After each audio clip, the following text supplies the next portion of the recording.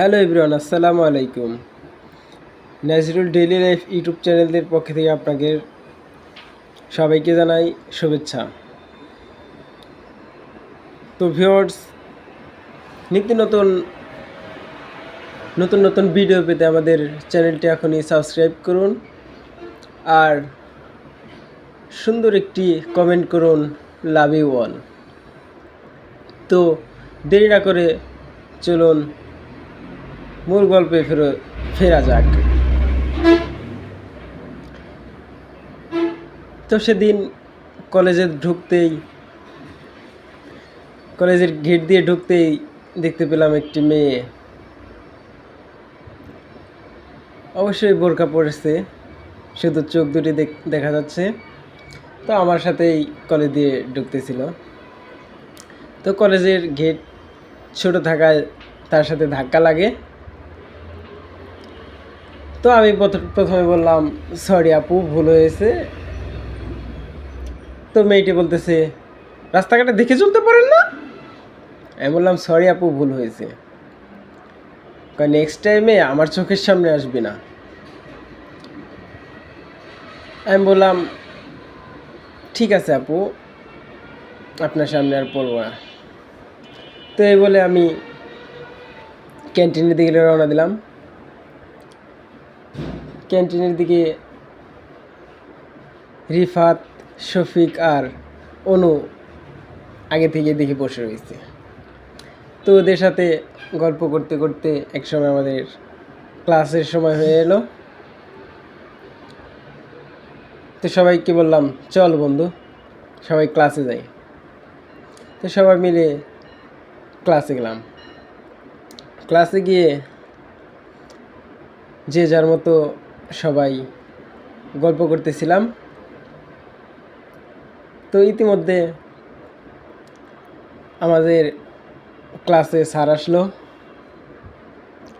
আমরা সবাই স্যারকে সম্মান করলাম, সালাম দিয়ে দাঁড়িয়ে আবার বসে পড়লাম।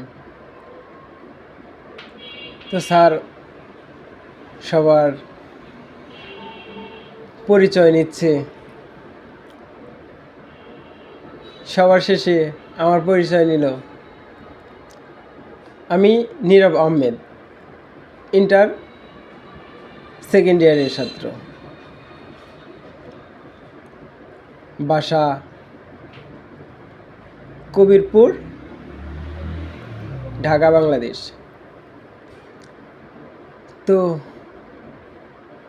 এই বলে আমাদের প্রথম ক্লাসটি শেষ হলো।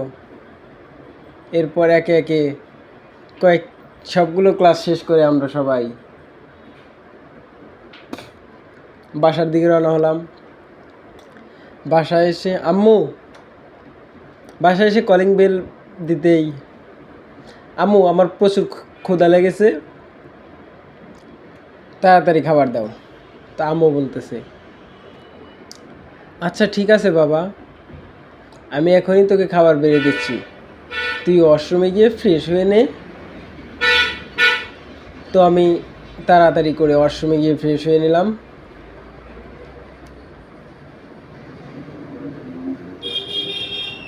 তো তারপর খাবার খেয়ে আমি আমার নিজের রুমে গেলাম। নিজের রুমে গিয়ে ফ্যান চালু করে সোজা ঘুম ভাঙলো আমার ছোট বোনের ডাকে, এই ভাইয়া ভাইয়া, এই ভাইয়া, কতক্ষণ ধরে তোকে ডাকছি, উঠছিস না কেন? উঠ, দেখ তো কয়টা বেজে গেছে, বিকেল হয়ে গেছে, এখনো ঘুমাচ্ছিস। তো আমি আস্তে আস্তে ঘুম থেকে উঠে চোখ মুছতে ওয়াশরুমে গেলাম। ওয়াশরুমে গিয়ে ফ্রেশ হয়ে বিকেলে মাঠে গেলাম খেলতে। বিকেলে বন্ধুদের সাথে সবার সাথে আড্ডা দিতে দিতে রাত হয়ে গেল। তো রাতে বাসায় আসলাম। বাসায় এসে আমি আমার নিজের রুমে গিয়ে বেলকনিতে বসে বসে আকাশে চাঁদ দেখছি।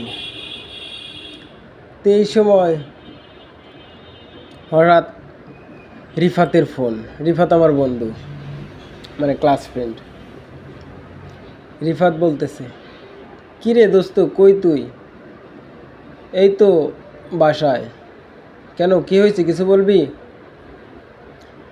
আরে আজকে ক্লাসে যে নোটগুলো দিল সেগুলো আমার হোয়াটসঅ্যাপে টেক্সট করে পাঠিয়ে দে। আচ্ছা ঠিক আছে, আমি এখনই পাঠিয়ে দিচ্ছি। তো আমি আমার বন্ধুর হোয়াটসঅ্যাপে নোটের টেক্সটগুলো পাঠিয়ে দিলাম। তো এইভাবে চলতে চলতে রাত 10টা। রাতের খাবার খেয়ে সোজা ঘুমিয়ে গেলাম। ঘুম থেকে উঠে ফ্রেশ হয়ে নাস্তা করে আবার সেই কলেজ ক্যাম্পাসের দিকে রওনা হলাম।